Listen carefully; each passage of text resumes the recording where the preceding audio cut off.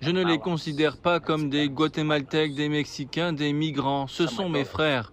Le trait de pinceau de l'artiste Rubens met en relief une tragédie de migrants.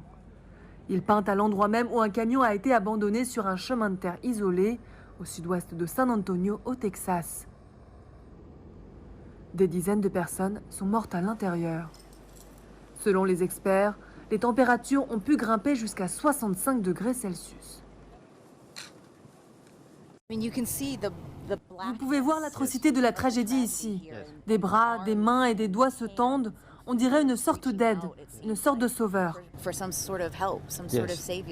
Ils se voyaient mourir les uns après les autres. Je ne peux pas imaginer quel genre d'expérience cela a dû être. Vous savez, d'être à l'intérieur, c'est difficile pour moi de représenter une tragédie, mais en même temps, vous savez, c'est comme si je devais dire la vérité. Le bilan s'élève désormais à 53 morts, dont au moins 5 mineurs.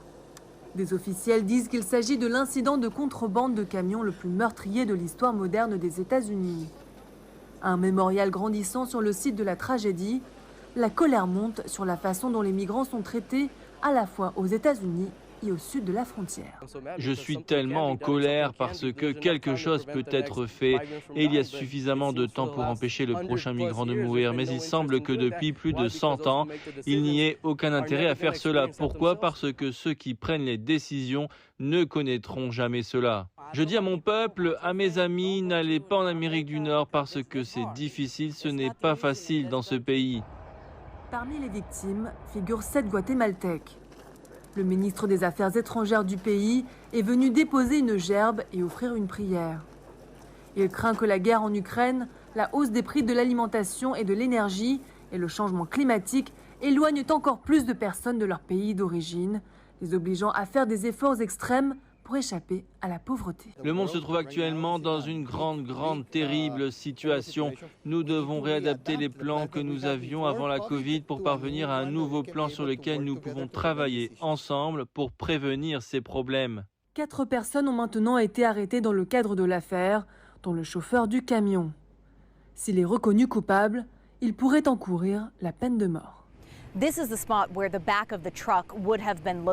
C'est l'endroit où l'arrière du camion aurait été situé. Dispersés sur l'herbe ici, des chaussures, des vêtements et ces petits coussinets qui sont utilisés par les premiers intervenants pour donner un choc électrique à quelqu'un lorsque son cœur s'arrête de battre pour essayer de le ramener à la vie. Quant à l'artiste Rubens, il traite son chagrin à travers son art. Il a créé des œuvres similaires à Uvalde au Texas, en Ukraine et à Surfside en Floride. Cette peinture restera ici, liée à cette tragédie sur une toile et dans la vraie vie.